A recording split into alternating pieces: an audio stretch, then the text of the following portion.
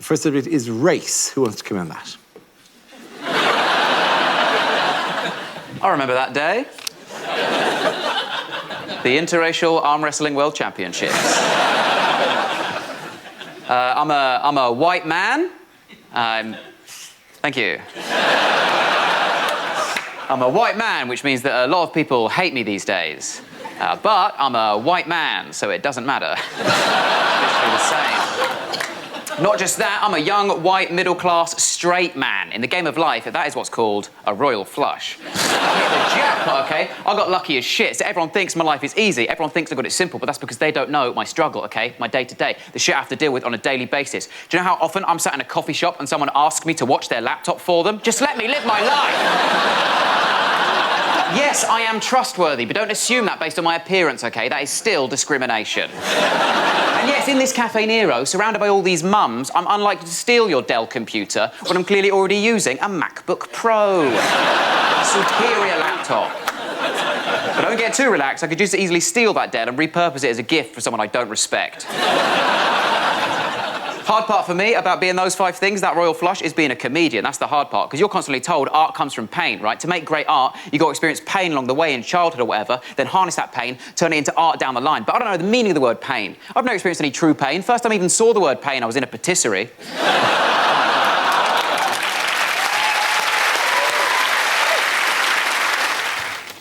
And the topic is philosophy.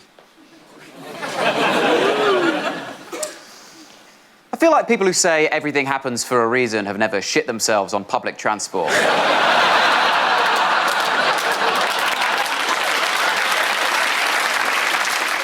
Love these phrases. I love the way people use these phrases now to be deep. The other day, I went to a friend's house. She had this poster, this like framed print of this phrase. It said, "Life is about the journey, not the destination." And I was like, obviously. The destination is death. Otherwise, that just says life is about death. And that's a bit heavy for your downstairs bathroom, as far as I'm concerned. Heard this one the other day, heard someone say, "Don't have regrets. You mustn't have regrets, because whatever you did was at one point exactly what you wanted." I was like, so? I'm an idiot. At one point, I paid for the Crazy Frog ringtone. I don't know shit. At one point, I bought a little chair for my old Nokia mobile phone. My judgment is abysmal. At one point, I sucked on the breast of my own mother. Doesn't mean I don't regret New Year's Eve 2012. People change. The way that karma has been hijacked by so many young people does my head, and all these young people all the time going, "Yeah, I believe in karma. I live my life by karma, because I believe if you do good things will happen to you. So that's why I do good things, so that good things will happen to me." And I think, well, then you're a piece of shit. Just do a good deed. Who lives their life like that? Constantly looking back, analysing, seeing if their good deed paid off and they got something good in return. You know, who's getting a promotion at work thinking, "Oh, that because I gave that bad old pair of trainers to Oxfam last week"? You know, who's getting a hand job thinking, "Oh, that because I helped that old lady cross the street"? That's not karma. That's just a very grateful old lady. And the first subject is the environment. Who wants to come in on that? Rhys. We've got to do more, haven't we? We all know it's a big issue, the environment. We've got to do more stuff, but they're expecting too much from us too soon. OK, it's baby steps. Like, I know that I need to switch to a plant-based diet, really, but it's baby steps. Like, recently, I've given up chicken nuggets, all right? Might not seem like a big deal, OK, but I've gone nugless. That's what I decided. 3 months ago, I saw the first climate march. I was like, yeah, no more nuggets, right? And I'm smashing it. It's been 3 months, not had a single nugget. I'm doing so well. Slight confession, I'm eating a lot of goujons. Like, twice as many, and they've got way more real chicken in as well. It's awful for the planet. It's a terrible mistake. I thought we'd solved it with the bags. When we switched to charging 10p for the bag, I thought that was the end of the issue. I thought we'd done it. But it's not enough of a deterrent, is it, 10p, when you're at the checkout and you haven't remembered your canvas bag, and they go, "Do you want a bag for 10p? You're like, well, what's the alternative? I just eat all this now. Yeah. What's for dinner tonight? Oh, cauliflower, mustard and Dettol. Yes. I need a bag, please. Costa are the same. Costa, they'll give you 10p off your coffee if you're taking a reusable cup. Right, because they're like, "Oh, we're Costa, we care about the environment." No, you don't, mate. If you care about the environment, Costa, why are your receipts the size of a duvet? Get a grip. But it is handy having that 10p, because you can take that 10p and spend it on a plastic bag in Sainsbury's. So it is ideal. No, but I think I know why middle-aged people don't like Greta Thunberg, right? And it's because she makes their kids look shit. Brag about your kids with her on the scene. This is parents in the playground stuff now, isn't it? With their parents just going, "Oh, yeah, oh, is your son Jamie? He's made the football team, has he? Oh, well done. My daughter is the face of the campaign to rescue this planet from the jaws of oblivion." But, Good luck with your little kickabout, Jamie. Off you go. Oh, your son, Lucas, he's made his grade 4 cello, has he? Oh, well done. Yeah, my daughter is the reason he might live to see grade 5. Lovely stuff. Thank you very much, Rhys. And the topic is school. Oh, I didn't want to go with a picture of fingers for that one, did you? At the start of last year, I was asked to speak at my school. I don't still go there. I was asked to return to my old school and give a speech to the Year 11s, right, to go back and inspire the Year 11s. And I said no, because there was no fee. But also because if you're going to be one of those pricks who goes back to your old school to be inspirational, you've got to be very famous, OK? You've got to be so recognisable. I've been on the show a lot. There's still people watching this going, oh, my God, how did Mock the Week manage to book the girl from Star Wars? You need to be very famous. You need to be able to walk through the playground and have all the kids go, oh, my God, look, it's David Beckham. You know, if I go back to my old school, I'm going to walk through the playground and they're going to go, oh, my God, look, it's a new boy. What will I say to them? Oh, you all might remember me from the year that everyone called me Mr. Deacon, because he was our history teacher, and I wore the same jumper as him on non-uniform day. Deco. Deco for a year of my life. That's what they called me, Deco. It was a good jumper, he was too old for it. Slazenger. Anyway, Sorry, I'm aware this is being broadcast. I'm trying to get a brand deal. Anyway. I love the way parents, man, I love the way parents have been talking about school this year, right? Ever since lockdown started, the last lockdown, right, started, and 2 weeks into it, parents were immediately like, we've got to get the kids back to school. We've got to get the kids, they're missing in education. We've got to get the kids back to school. Right, if your kids are under 10 and you're saying we've got to get them back to school because they're missing in education, admit that you're a liar and you hate your kids being near you, OK? Because no one, not in primary school, is missing anything, OK? All of us could have not gone to primary school. We'd be the exact same people we are now, all right? There is no education to miss. Primary school in this country is about 2 things. Tadpoles and cress. That is it. Thank you very much, Rhys. Confrontation. I'm doing it, all right? I never used to be confrontational at all. You know, when I was growing up, I never wanted to get involved in any argy-bargy. That's short for Argentina-Bargentina. But now I don't take any nonsense from anyone. Like, now I'm really open and honest. Like, whenever I get a bad haircut, for instance, so every time, whenever I get a bad haircut and I don't like the haircut, I've now finally got the guts to be able to look that hairdresser dead in the eye and say, that's great, thank you. I'm not afraid anymore. But I never used to be. I never used to be confrontational. I remember the one time I really regretted not confronting someone was a couple of years ago. I was having a house party, and it wasn't in, like, a nice house or anything like that. I don't know if you've ever lived in a house so damp you have to keep your phone in a bowl of rice at all times. But halfway through the party, I noticed that my housemate was in the corner of a room getting really, really drunk, like obnoxiously drunk, really spoiling the party, drawing a bit of a crowd. And I went over to him and I said, why are you getting so drunk? You're sort of ruining the party. And he said, oh, sorry, Glenn, sorry. Basically, I'm just trying to drink to calm my nerves. I've got to go to hospital tomorrow for, like, a really big operation. And everyone at the party was like, oh, my God, are you OK? He's a surgeon. And apparently, there's no laws against that. Did you know that it's not illegal for your surgeon to drink the night before an operation? Have we got any surgeons watching from home?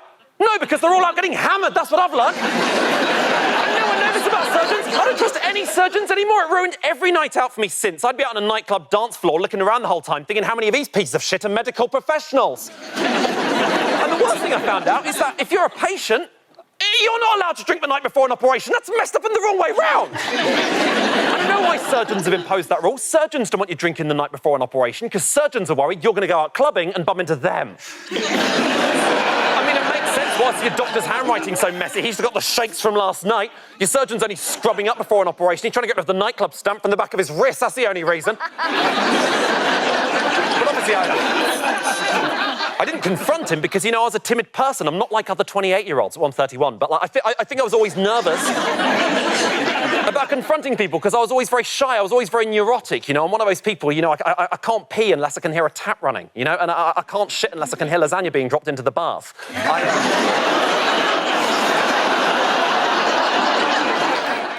And it's relationships. I got dumped before the first lockdown, and it was fine. It was fine. I got over it in the best way possible. Took myself on holiday, spent a bit of time cruising down the west coast of America, San Fran, which is, of course, French for without Francesca. No, it's horrible. I got dumped by email, and the worst thing was I was only CC'd into it, so it was just awful. It's her loss, really. She's now dating a guy who's got knuckle tattoos that say hate and inbreeding. So I think the issue was she was out of my league. I remember asking a friend of mine before I asked her out, I said, do you reckon she likes me? And he was like, does she like you? Does she fuck? I was like, OK, that's going to be my next question. But, no, because she was out of my league, because, you know, she was charming, she was charismatic. I come across like I was breastfed until well into my teens. And she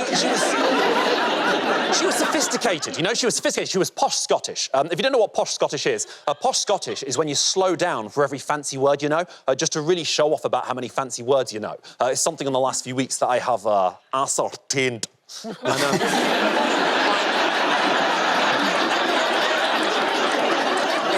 you date someone who's out of your league, you start to panic. You sort of think, have I overstretched myself? Have I taken things too far? Have I shitten off more than I can poo? And so when she eventually dumped me, I started to think, well, why did she break up with me? Is it problems with me? Is it because I'm not assertive enough? I'm not particularly assertive in bed. I realised in bed I'm about as assertive as I am with taxi drivers. It's very much a case of just anywhere around here is great, thanks. I'm probably the only person who's ever had to be reminded during sex that we're a shoes-off house. I didn't understand why we broke up, but I don't understand many things in life. I don't understand why people date. I don't understand why people break up. I don't understand what the meaning of life is. I don't understand why they decided to call it Naked Attraction and not Who Wants to See a Willy on Air. And the topic is growing up. That's offensive. I think my parents always wanted me to be really, really grown up. Like, I remember years ago, my parents coming into my room, confiscating all my toys and saying, you're too old for teddy bears. And I was so upset, I just stormed out the house and I just drove.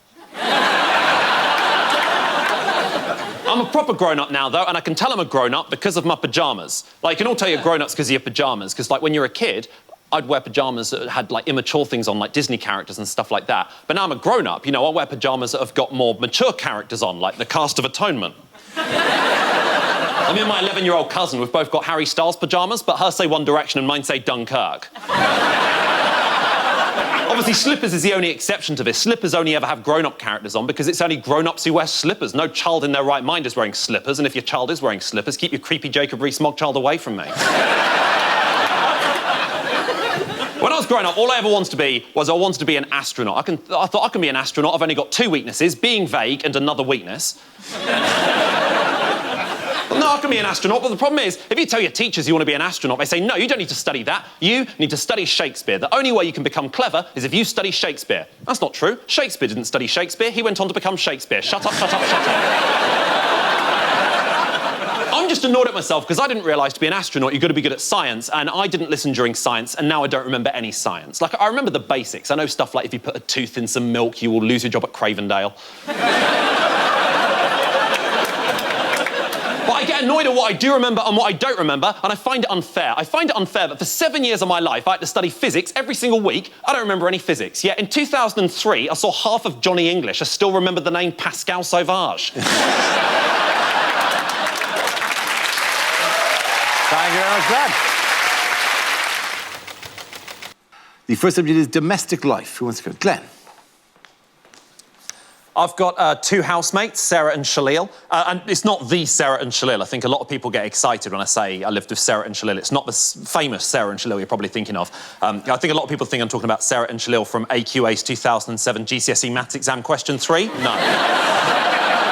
like, Shalil had 5 apples and Sarah took away 3 of them. It's not them. It'd be mad if it was. No, I like my housemates, but the problem is they've got way better jobs than me, and they always complain about those better jobs. Like, my housemate Sarah, she works at ITV, always complains about the fact she has to start work at 8 a.m. Like, I argued if she hated it so much, she should just change department, work at ITV+1, start at 9. My housemate Shalil, on the other hand, has got a way better job than me, and it really bothers me because he's a lot more stupid than me. To put this into context, up until last year, he thought that the Rice Krispies characters were called Snap, Crackle and Paul, so he's a dick. My housemates are always keeping me up late at night, always playing really loud music, always playing Dizzy Rascal, or to give him his real name, Elizabeth Rascal, and I can't But we're just different people. Like, they're into really energetic, high-octane activities, and I'm not. They like things like paintballing. I don't really enjoy paintballing. I've never really enjoyed the violence of paintballing. I prefer to sit in the trenches and write poetry about the horrors of paintballing. Whereas they make fun of me for literally every activity I ever do. They once ripped the piss out of me because I queued up overnight to buy the final Harry Potter book, because apparently it's been out for years.